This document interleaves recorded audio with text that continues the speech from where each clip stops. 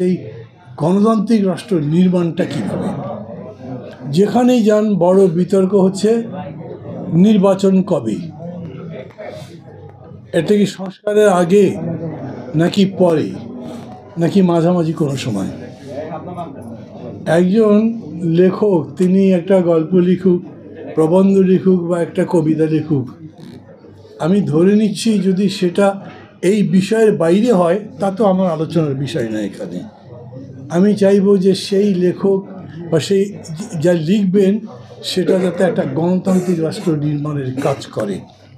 এবং এখানে সংস্কৃতিটা খুব ইম্পর্টেন্ট। কেন আমি মনে করি আপনারা সবাই এটা খেয়াল করেছেন যে আমাদের যতগুলো কমিশন হয়েছে সেই কমিশনের সংস্কৃতি কমিশন নাই। মানে যেমন ধরেন আমি বলছি যে রাজনৈতিক দলগুলোর জন্য কোনো সংস্কারের এজেন্ডা নেই। বিএনপি কোনো সংস্কার তার দলের জন্য করবে কি না এটা নির্ভর করছে বিএনপির উপরে। আমি আমার দলের কোনো সংস্কার করব কি না সেটা আমার ইচ্ছার উপরে বা আমার দলের ইচ্ছার উপরে নির্ভর করে। আচ্ছা, এখানে সংস্কৃতি কোনো ভূমিকা পালন করতে পারে? অথবা সংস্কৃতির চেতনা কি বলে? একটা নতুন রাষ্ট্র, একটা গণতান্ত্রিক রাষ্ট্র নির্মাণ করবার জন্যে যে সংস্কৃতি এখন পর্যন্ত বিরাজমান এটাই কি যথেষ্ট? আমরা কি বলেছিলাম যখন আন্দোলন করছি, লোকে বলছে আমাদেরকে তো এটা করে লাভটা কি, এ চলে যাবে বি আসবে, তাই তো, তাতে আমাদের তো কোনো কিছু বদলাবে না।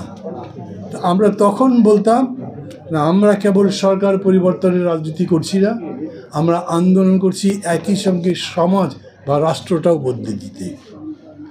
তার মানে এখন যেহেতু ফ্যাসিবাদ পরাজিত হয়েছে, আপনার রাজনীতির মূল ফোকাসটা হচ্ছে এই সমাজ পরিবর্তন করা। আর সমাজ পরিবর্তন করবার প্রশ্ন যদি আসে তার জন্য সবচাইতে বেশি প্রয়োজন সংস্কৃতি নির্মাণ। আমি দেশের নেতা হয়ে যাচ্ছি কিন্তু আমি ভেতরে ভেতরে একটা ছোট লোক, আমাকে দিয়ে কি হবে? আমি দেশের নেতা হয়ে যাচ্ছি কিন্তু আমি আমার দেশের পরিবর্তন সম্পর্কে ধারণাই রাখি না। এখন অবশ্য একটা সুবিধা কী হয়েছে জানেন, সমাজতন্ত্রের পরিবর্তনের পরে যেরকম আমেরিকার নেতৃত্বে একটা ইউনিপোলার ওয়ার্ল্ড হয়েছে, এখন বাংলাদেশ বিএনপির নেতৃত্বে একটা ইউনিপোলার ওয়ার্ল্ড। মানে আগামী নির্বাচন যখন হবে সেই নির্বাচনের মূল স্টেক হোল্ডার কে? শিওর বিএনপি। তার প্রতিদ্বন্দ্বী কে? অপোজিশন কে থাকবে?